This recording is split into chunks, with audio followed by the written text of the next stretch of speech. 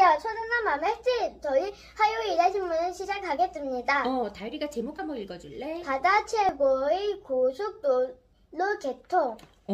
여기에 보면 이 사진이 무슨 사진인 것 같아? 그래.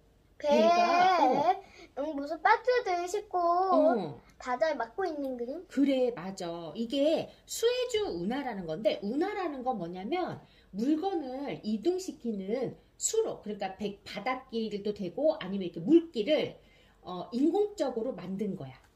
그게 이제 운하라고 얘기를 하는데, 여기 이 운하 이름이 수에즈래. 근데 여기 보니까 어떠한 길다랗고 큰 배가 완전히 탁 가로막아가지고 다른 이런 배들이 오고 갈 수 없도록 꽉 막고 있지.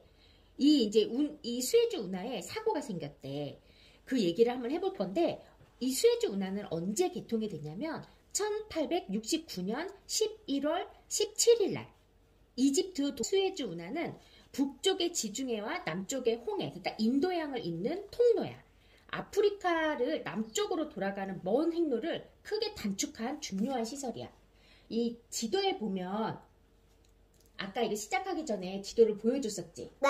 지도에서 보면 영국에서 인도까지 갈 때 물건을 실어 나를 때 어땠어? 이 수에즈 운하가 없으면 아프리카 바깥쪽으로 쭉 삥 돌아가지고 이 배가 가야 되는 상황이었었지? 근데 수에즈 운하가 있으면서 영국에서 인도까지 가는 물건들을 수에즈 운하로 통과해서 단축이 된 거지. 근데 통로가 꽉 막혔잖아. 맞아. 그랬는데 이제 이 배 때문에 배가 자초되는 바람에 통로가 막힌 거야. 이 수에즈 운하는 2000년 전에 고대 이집트 시대부터 운하를 만들려는 시도가 계속 해왔었대. 그래서 실제로 완성이 된 건 1869년 11월 17일이었고, 이 수에즈 운하는 이 운하의 이 자리가 경제적으로 정치적으로 아주 중요한 위치라서 그 영국이나 프랑스, 이집트 등 여러 나라에서 이 운하를 통제권을 두고 되게 많이 싸우기도 했고 심지어 전쟁이 벌어지기도 했던 굉장히 중요한 운하인 거야. 현재는 이집트에서 소유하고 있어, 이 운하를.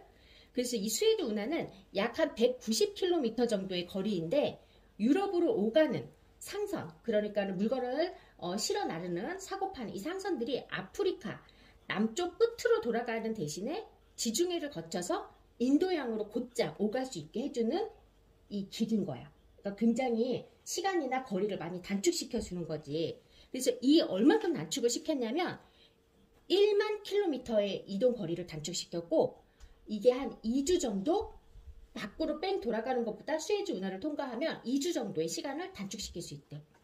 이게 뭐 얼마나 중요해요 이렇게 얘기를 할 수 있지만 그 기간을 단축시키면 굉장히 금전적으로 경제적으로도 많은 이득이 있는 거지. 근데 여기에 지금 이 배가 고장난 이 배가 이름이 바로 에버 기분호야. 이 에버 기분호가 사고가 난 거야. 2021년 올해 3월 23일 날. 그래서 이 에버 기분호가 자초가 되면서 수에즈 운하를 막아버리는 사고가 발생됐어.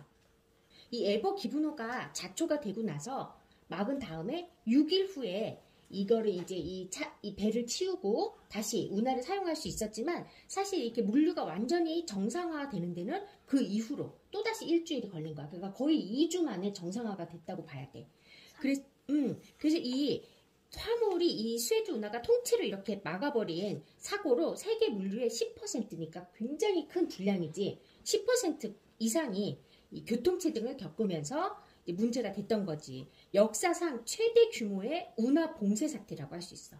이때 이 일로 해가지고 이 뒤로 수십여 척의 운송 선박들이 일주일간 대기하는 사건이 벌어진 거야.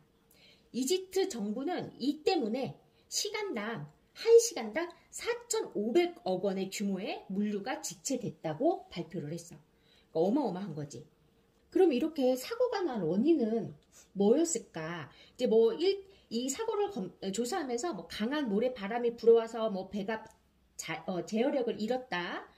뭐 아니면은 좁은 수로에서 물살이 빨라져서 배가 자초될 수 있었다라고 여러 가지 얘기들이 나왔는데, 결국에는 이게 선장이 운전을 잘못했을 수 있다. 또는 뭐 엔진이나 다른 기계적인 결함이 있었을 수 있다. 어쨌든 이 배에 문제가 있었다라고 이집트 정부는 얘기를 한 거야.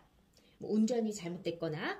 그러면 도대체 이렇게 막아놨으면, 고장이 났으면 누군가는 책임을 져야 되지. 배선장. 그러면 누가 이제 책임을 져야 되느냐, 이거 가지고 이제 문제가 심한 거야. 계속 아직까지도 이게 해결이 안 됐나 봐. 그럼 근데 이건 아직 안 치웠다는 건가? 아니, 다 치우기는 했어. 치웠는데 지금 이 배라든지 아니면 여기에 그 운전하시는 뭐 선장 아니면 직원들 있지? 그런 사람들을 전부 다 지금 이집트에서 감금하고 있는 상태야. 내보내지 않고 데리고 있어. 이 문제가 해결이 될 때까지.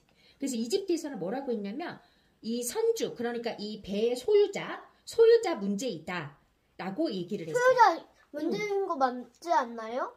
에버 기브노의 선주는 일본 선박 조선 업체인 쇼에이 기세니야. 근데 이 쇼에이 기세니에게 천문학적인 배상금을 물어달라 이렇게 요청을 한 거지. 정밀 검사를 해서 만약에 엔진 쪽의 문제라면은 일본 조선업의 치명타가 될 수도 있는 문제야. 이집트에서는 이 쇼에이 기세이에게 얼마를 지금 배상을 해달라고 했냐면 1조 1,000억 원. 근데 여기에는 지금 다른 나라들의 물류가 문제가 된 거는 아직 보태지 않은 거야. 더하지 않은 이집트에서만 요청한 금액이 1조 1,000억 원인 거야.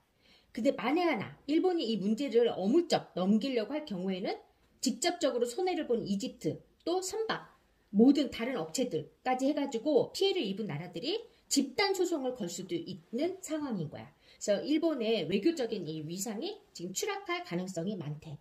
그러면 다음에도 또 이런 사고가 안 날이라는 보장이 없잖아. 그러면 다음에 또 사고가 났을 때는 지금 이런 상황이 되면 안 되기 때문에 대안책을 세워야 되겠지. 그래서 지금 첫 번째로 대안책을 지금 하고 있는 게 북극 항로래.